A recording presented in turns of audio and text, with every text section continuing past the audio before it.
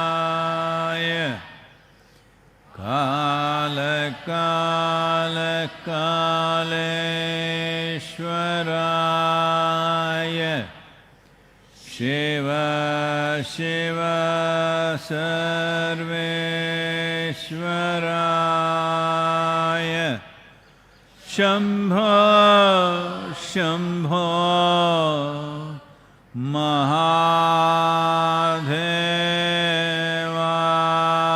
Mahadevaya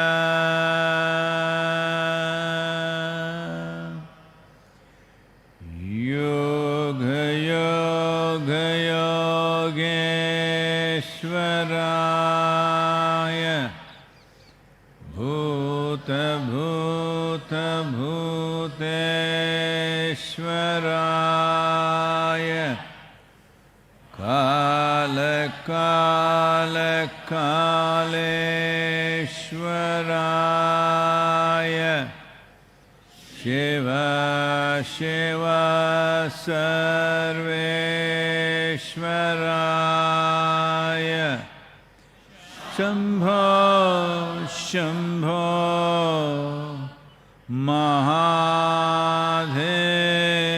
Mahadevaya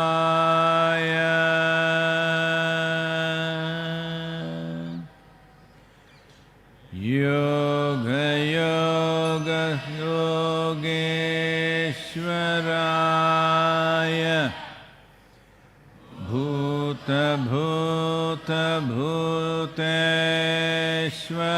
Bhuteshwaraya Kala Kala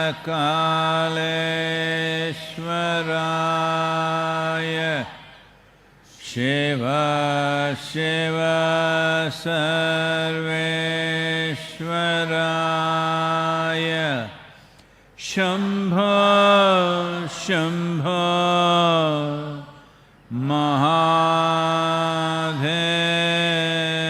Mahadevaya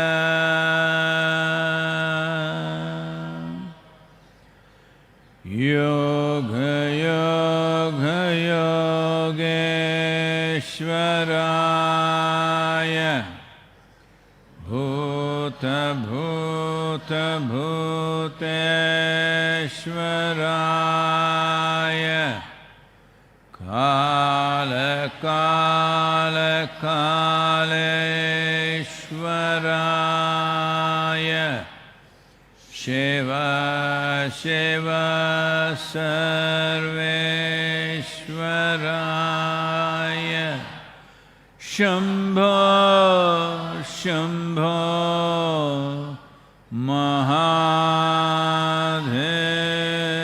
Mahadevaya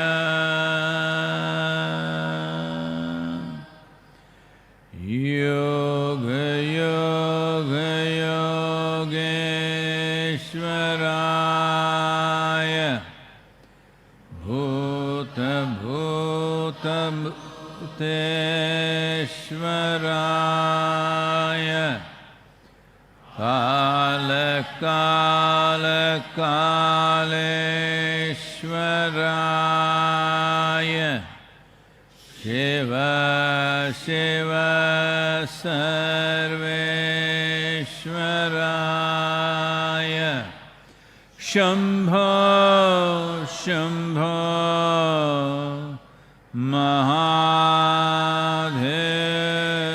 Mahadevaya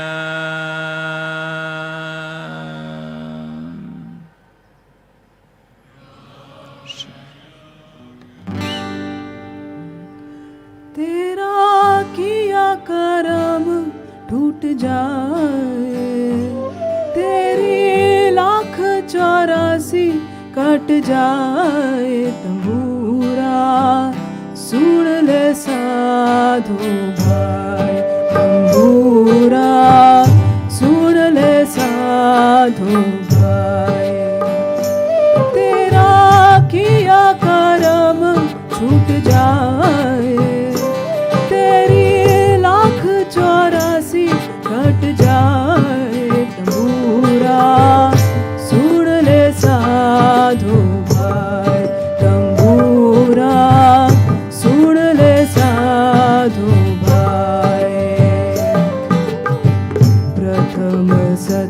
सतगुरु देव ने सिमरा सारदमा प्रथम सतगुरु देव ने सिमरा सारदमा दर्शन दीजो माणे परसण हो जो मारे दर्शन दीजो मारे ऐसो परसण हो जो मारे हृदय हिम्मत आवे पूरा सुन ले साधु भाई संगूरा सुन ले साधु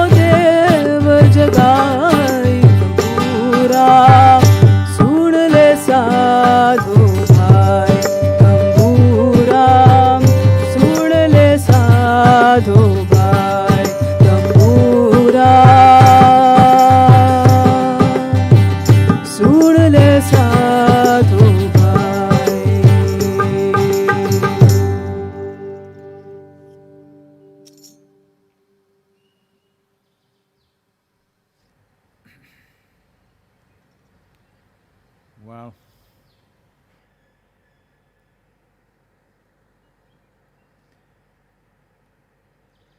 The number of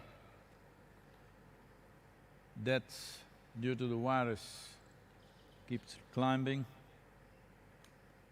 United States, Spain, France, UK, Belgium, all climbing quite sharply.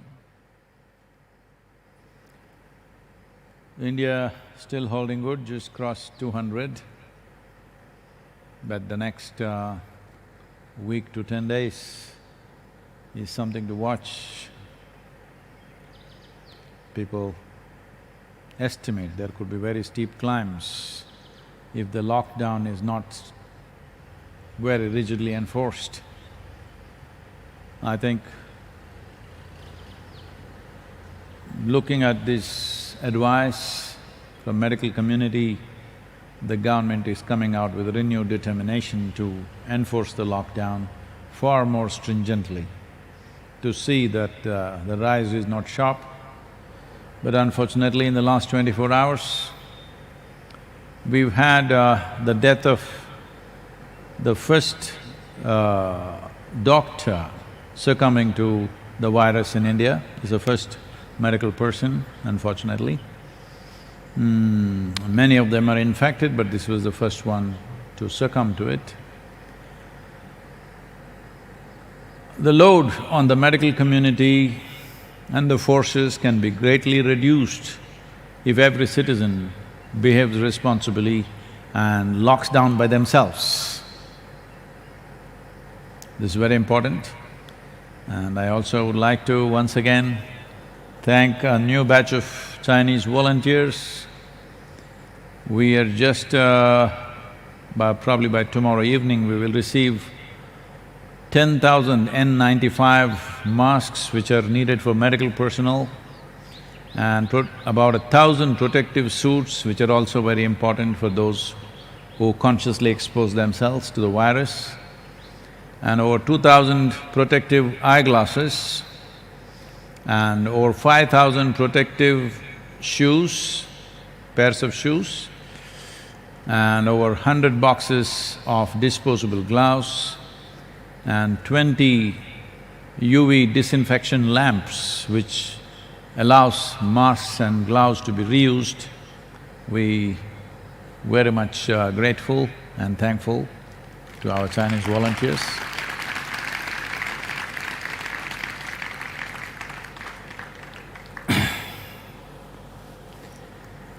So, at a time like this, listening to various commentaries, if you do not know this already, probably you know, the WhatsApp has limited the forwards to a single one. They had reduced to 5, now it's become 1. This is because there are some people who are just mischievous and malicious. They want to use this opportunity to spread negative narrative. I hope and believe that's a very small number of people, but the larger groups, because of fear, they exaggerate.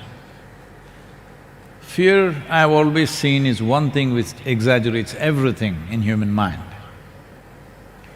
There was a time in Mysore when anywhere, if in a home or in any place, business place, if a snake comes, they will call me because I was looking for such an opportunity. So, they will say, a big snake, it raised your hood, it's this big. You go there and you look all around, then you find something this big, and it is a rat snake, it is not a cobra, which definitely doesn't have a hood, but they actually saw this big hood. They're not making it up. Fear does this to human mind. When people are fearful, everything gets like that. So, it's very important that we learn to address dangerous situations, challenging situations in a balanced manner, otherwise this exaggeration is going to kill us, if not the virus.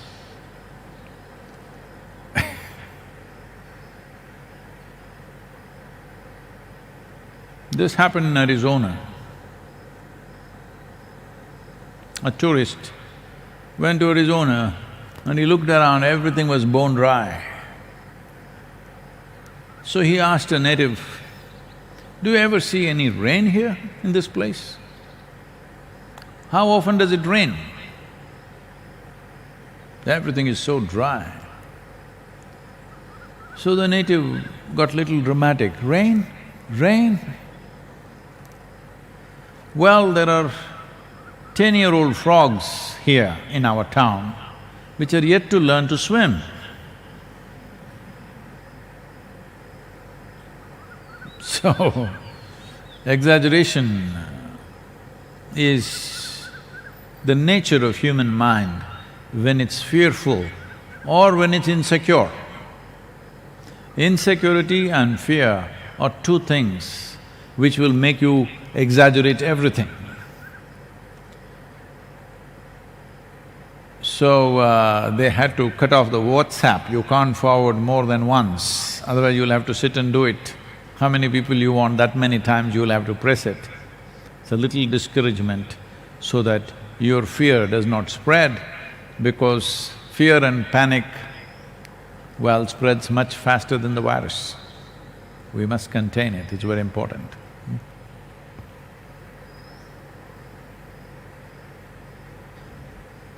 This question is from Karan. Namaskaram, Sadhguru. You have mentioned about Patanjali writing and now yoga at the beginning of Yoga Sutras. But you have also mentioned that Krishna said, Yogastha Kurukurmani, that is first establish in yoga and then do the work. What's that Kurukurmani? Yogastha Kurukarmani.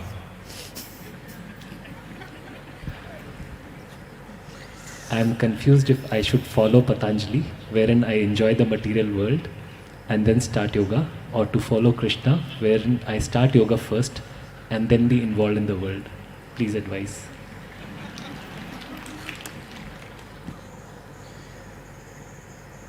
Looks like a lot of people are happy because they think they have found a loophole in the morning sadhana. There is no loophole.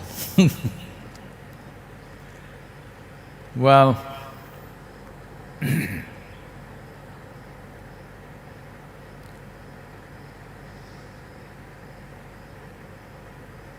according to scholars and historians, Patanjali approximately is anywhere between 2000 BC to 3000 BC.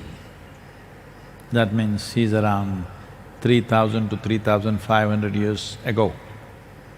Krishna is over 6000 years ago. So you must listen to Krishna first. Yogastaha kuru karmani. And then you must practice Patanjali. The significance of these statements are the nature of human life and intelligence and ability to grasp things, ability to remember, ability to imagine is such. You've been given a vivid sense of memory and a fantastic sense of imagination, which no other creature has. Their memory and their imagination is related just to their survival process. Beyond that, they're very minimal.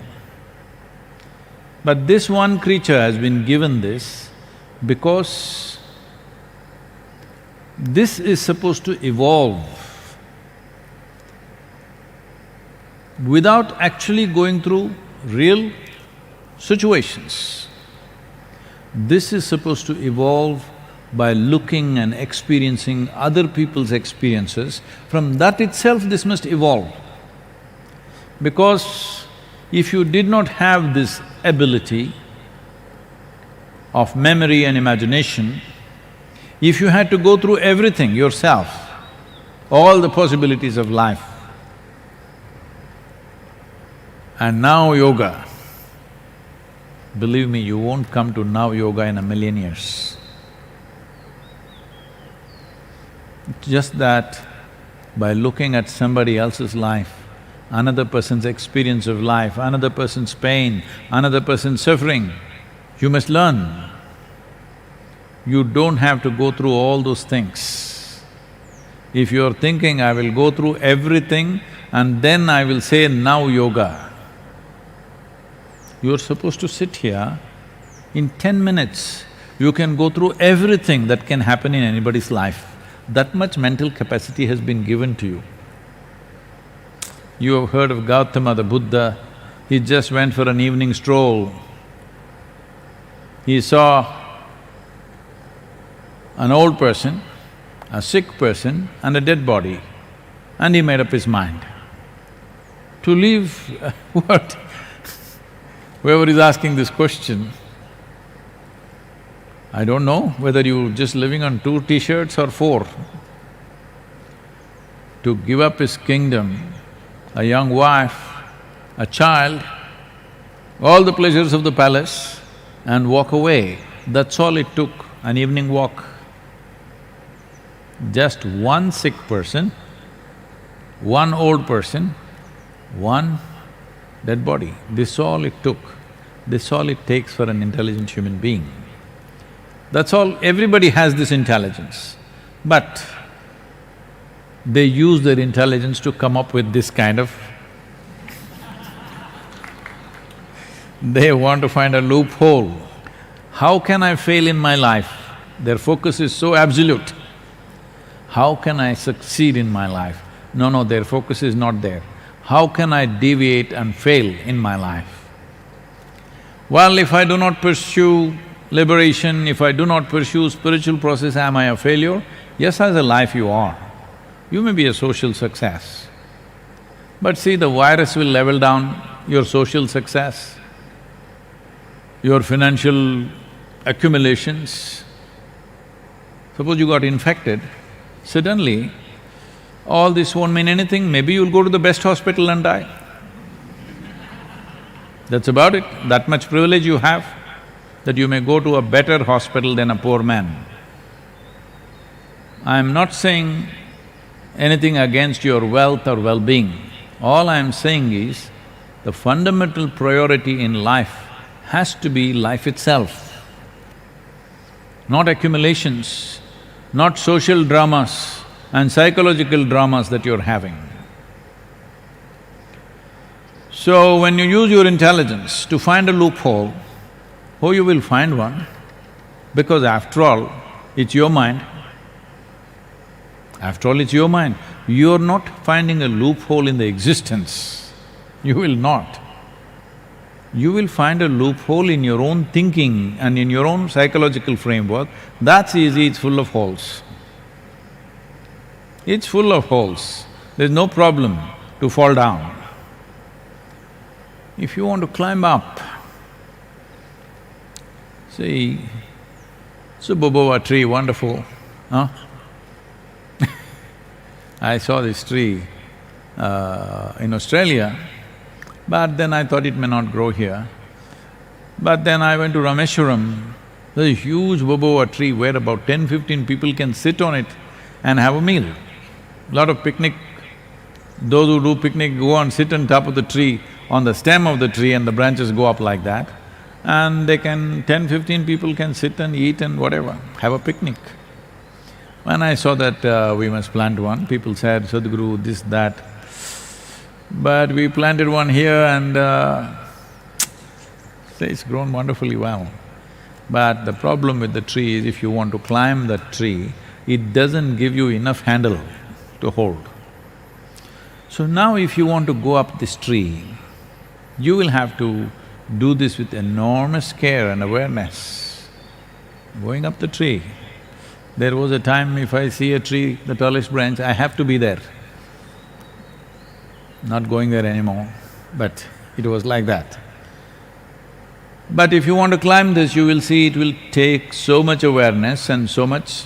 well, physical strength is one thing, but just physical strength won't take you there. It will need a certain level of observation and care to go up. But if you want to just fall down, it is so simple, really, because the gravity is with you. Gravity is always working for you to bring you down. So, it's always like this. If you want to evolve into a higher space, there are challenges and challenges. But if you want to sink, that's simple. Well, it will lower the quality of your life, but you will always find company at that level also, and you will think everything is normal. See, wherever you settle down, at whatever level of life you settle down, you will find a certain company and you think it's normal. Well, you go and stand in Tamil Nadu, even during the shutdown, the Tasmac is still open, the retail store for alcohol is still open, because it's run by the government. In a very safe and secure way, it is kept open.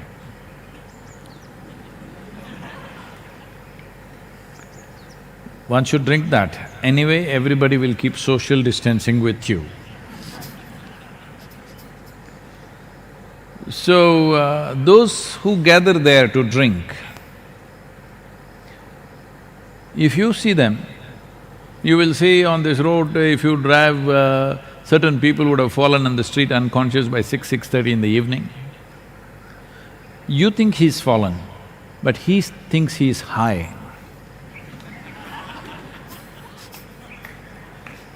Yes, that is the whole thing about life.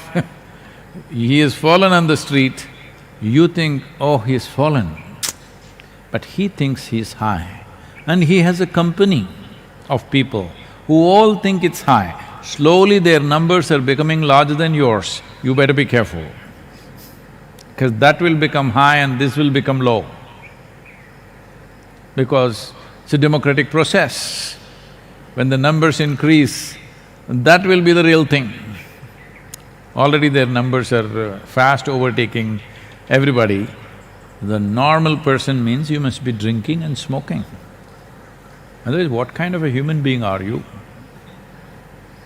But now the virus is telling you, if you've been smoking, we'll get you. So, you know, these things have happened to me.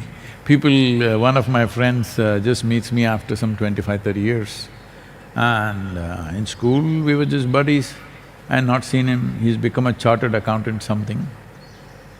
I am just getting into my car and myself, and this guy also has parked his car next to me. He's getting in, like a cigarette dangling from his lips, and like that he's become. I call him by his name and say, "Hey," looks at me like this. He doesn't recognize me initially. And then I call him by his, one goof name we had for him in the school. So I call him, "You goof." Then he recognizes me. Oh, they told me you become a guru, whatever. And then like this cigarette, what, you put this in, you don't smoke? He pulls out his cigarette packet, "You don't smoke?" I said, "No." "You don't drink?" I said, "I drink water." In his mind, something abnormal has happened to me, totally abnormal, because I don't smoke, I don't drink, I've given up life. You renounced everything. What? Smoking, drinking, nonsense you were doing. So, you must understand, wherever you fall, there you will have your own kind of company and you will think you're normal. So, to make this life reach to its highest potential on all levels takes effort. So if you are thinking, if you are misunderstanding Patanjali and thinking, "I will try everything on my deathbed, I will try yoga," all the best. Because when there is… already many of you rigor mortis is setting in. As a child, how flexible you were, slowly becoming like this. You can't even sit down on the floor. See, I cannot walk without a stick, means you're crippled, isn't it?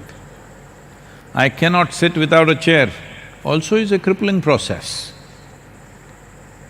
But that's considered normal cripple.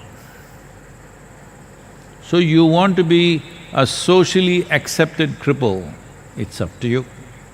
I'm talking about life as a standard by itself, not social standards. This life, how does it want to be? Does it want to smoke from its ears? Hello? Does it want to smoke? This life doesn't want to smoke. This life, does it want to live or be knocked down? This life wants to live. Because you don't know how to deal with yourself, you're finding these kind of outlets. So shall I try all those things and then do yoga? By the time you do all those things, you may be absolutely unfit to do any yoga. So that's not what Patanjali is saying. He's saying use your brains, use the faculties that nature has given you to try everything. Trying everything does not mean today you first go and stand in queue at the Tasmac shop. There also social distancing, they put circles. And then you will go into 6 months of drinking, then liver problem for another 2 years, then little transplant, but now you have to try smoking. Like this you will try one thing after another, one thing after another, and then one day you will do yoga, and now yoga. No, you must sit here like Gautam Buddha did not get old, did not get sick, nor was he dead. He saw just an old person, a sick person and a dead body, and that's it. That's what Patanjali is telling you. Yogastaha kuru karmani.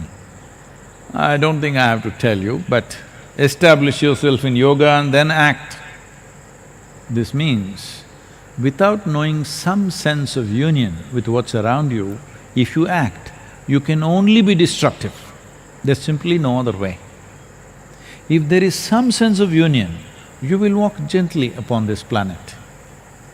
If You think you are alive all by yourself without the help of anything around you, then you'll walk like a bloody fool. That's what is happening to humanity right now. Now they're little conscious because of the virus. In a negative way, they're conscious. If you are established in yoga, that means yoga means union, you have some sense of union with everything around you. Now when you act, your actions will be inclusive in nature. If human action is not inclusive in nature, it is best that we bless them with incompetence, because competence is the problem. I keep going back to this example, people tell me, Sadhguru, please don't talk about him, he's very dangerous for you. But I think he's dead, he's not dangerous for me. Some people have kept him alive, that's a different matter. Adolf Hitler. See, he's a man of enormous capabilities. Only problem is not inclusive, exclusive. See what terrible things he does. We need that kind of capability, but with inclusiveness. If every human being had the capability that he had in terms of organization and inspiration and whatever, and they were inclusive, what a fantastic world we can create. So when you're not inclusive, when you're not yogastha, then we bless you with incompetence, because competence becomes dangerous. Human competence has become dangerous because it's exclusive. If human beings are inclusive, then any amount of competence will work for our well-being. Right now, our own competence is working against our well-being. So, next question is from Jennifer. Dear Sadhguru, with the COVID-19 confinement, there has been an increase in jigsaw puzzle, coloring books and knitting. Can such activities which require consistent focus on one thing and are repetitive in nature bring a meditative state that people are unknowingly longing for?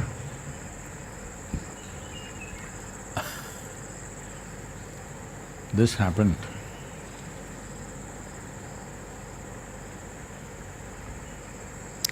Shankaran Pillai was going door to door. Now he's going,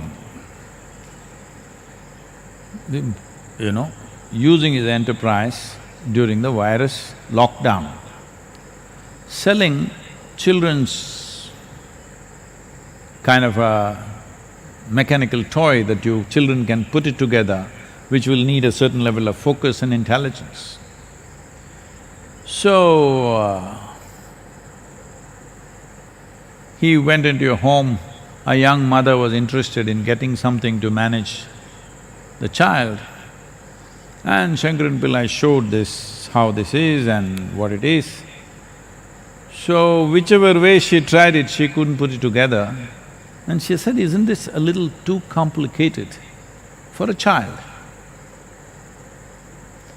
Then he said, no, this is a toy which will teach the child the ways of life. Whichever way you put it, it's wrong.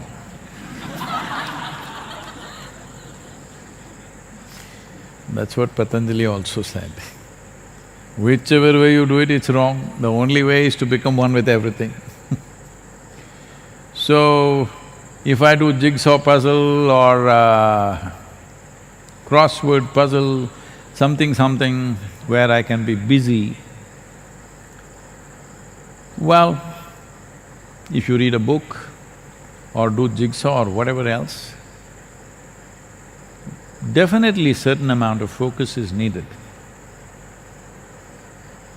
Normally, if you stay focused, let's say you got interested or involved in reading a book and you stayed focused, absolutely focused in the book to a point, slowly the surrounding disappeared because the book got interesting.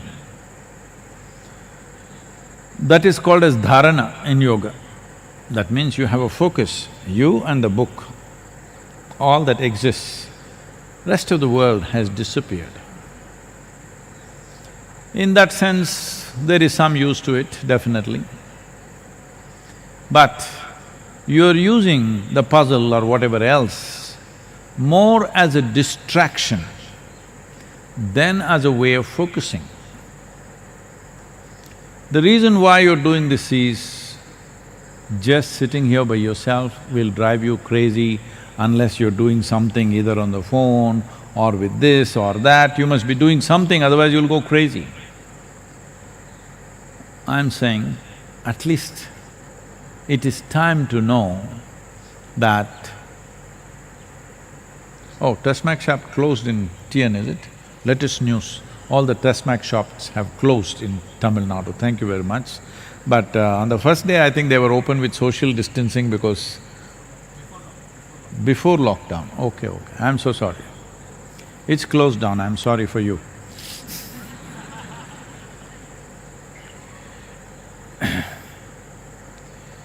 You're using it as a distraction. You're using your focus as a way to distract yourself. I'm saying, this lockdown time, at least find out how crazy you are. At least get a diagnosis. Don't have to go to any doctor, because that is also under… psychiatry is under lockdown. By yourself, you sit down for 1 hour with your eyes closed. See what all happens in your mind. After 1 hour, to whatever extent you can remember this, just write it down. Because most of it, for most human beings, there is no continuity. Random stuff is happening. Write it down. If you trust anybody at home, you tell them, not you. Your friend wrote a letter like this to you. Don't expose yourself, because people will exploit this. If they read it, they will say, this is the work of a madman, 100%. You can take 2-3 opinions. You yourself will know. So it's good to find out how mad are you. Yes, very important. First and foremost thing, if you want to go somewhere, is to find out where am I right now. Even Google demands, where are you? If you ask the route for that place, even the Google Maps ask, where are you? Because without knowing where you are, we cannot direct you anywhere, isn't it? So how crazy are you? I think it's good to find out. Especially at a time like this, a whole lot of people are painting end-of-the-world picture in their head. So especially such people and everybody else, you must take a picture of your mind. It will not come out in any whatever this scans and stuff. You have to look at it yourself. So when you're in such a state of madness, where are you going to go like this? And wherever you go, what difference will it make? Same things pursue you, same problems will continue. We can change physical atmospheres, but that's not going to change the quality of life. So, already any number of questions are coming like this, is this the end of the world? What will be the scene after virus? Is everything going to change? Our lives will change, the world will change, it'll never be the same again. World anyway is never the same again. How it is today, it'll not be the same way after 10 days. After virus, what will happen? This happened to a group of nuclear scientists club. They were meeting. One of them, who was particularly pessimistic, said, the way we are going at it, within 10 years' time, there will be an explosion of cosmic proportions which will end everything. Another scientist said, I'm willing to take a bet on this, that such a thing won't happen. 1 to 100, I will bet on it. So the other scientist asked, how are you so sure? He said, see, it's not that I'm sure of anything, it is just that if I win, I will collect my bet. If you win,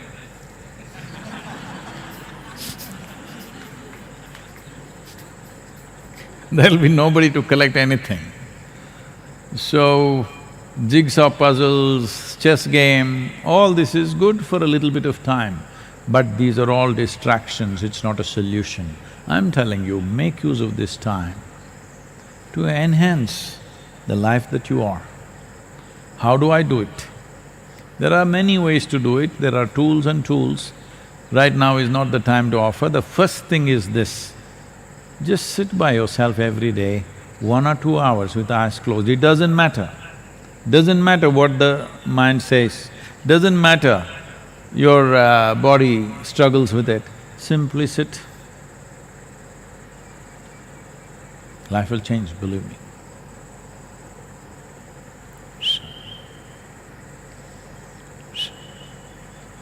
Yoga yoga yogeshwaraya bhuta bhuta bhuteshwaraya kala kala kaleshwaraya Shiva Shiva Sarveshwaraya Shambho Shambho Maha